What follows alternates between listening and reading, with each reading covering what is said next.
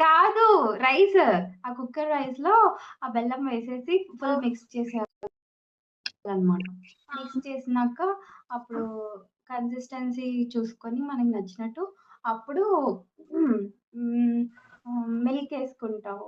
Milk ఏసుకున్న తర్వాత little bit of salt ఏసుకొని ఓకే. ఓకేలే. చేస్తావు. అదొక అయిపోయింది. ప్రాసెస్. మేము అలా చెయ్యం.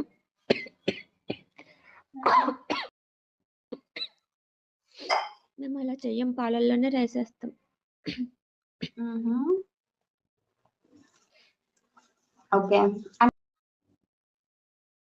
పాలల్లోనే రైస్ నేనిలా ఉడికిపోయాక సింపుల్‌గా నేనిలా చేస్తా. దింపే ముందు బెల్లం ఏసి, ఇలాచి పౌడర్ ఏసి, జీడిపప్పు ఏసి దించేస్తాం. కానీ నాకెలా అంటే పరమాన్నం అంటే నాకు వాట్ ఈస్ ఇట్ పెసరపప్పు ఏసుకోవడం చాలా ఇష్టం. పెసరపప్పు ఏసుకుంటా నేను. రైస్ హాఫ్, పెసరపప్పు హాఫ్.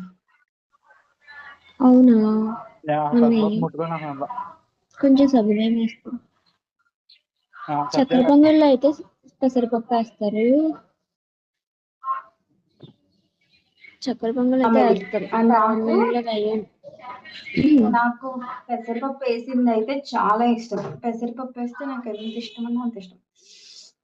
బావుంటది. ప్రోటీన్ కదా! అలవాటుని బట్టి ఇష్టం ఉంటది అంతే. సరే కర్రీ చెప్పొచ్చు కదా. ఏంటి? ఇంకా సరే నేను వెళ్ళాలి.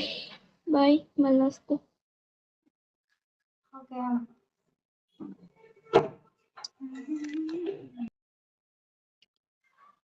బీన్స్ కర్రీ చెప్పు.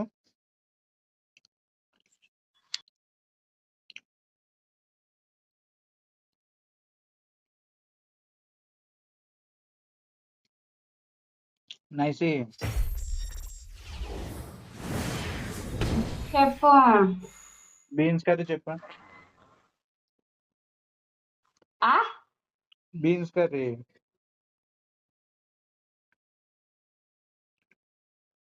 బీన్స్ కర్రీ అన్ని కూరల్లాగే కదరా! బీన్స్ ఏంటి? బీన్స్ అన్ని కట్ చేసుకుంటావు మంచిగా నీకు నచ్చిన సైజులో. కట్ చేసుకొని ఆనియన్స్ కట్ చేస్తావు, పచ్చిమిర్చి అండ్ వెల్లుల్లి కొంచెం దంచుకుంటావు. అండ్ పచ్చిమిర్చి, కరివేపాకు ఇవన్నీ పక్కన పెట్టుకుంటావు. ఫస్ట్ బాండీ తీసుకొని దాంట్లో ఆయిల్ ఏసుకొని తగినంత ఆయిల్ వేసుకొని నెక్స్ట్ దాంట్లో కొంచెం జీరా వేసి, గార్లిక్ వేసి బాగా రోస్ట్ చేసి తర్వాత ఆనియన్స్, గ్రీన్ చిల్లీ వేసి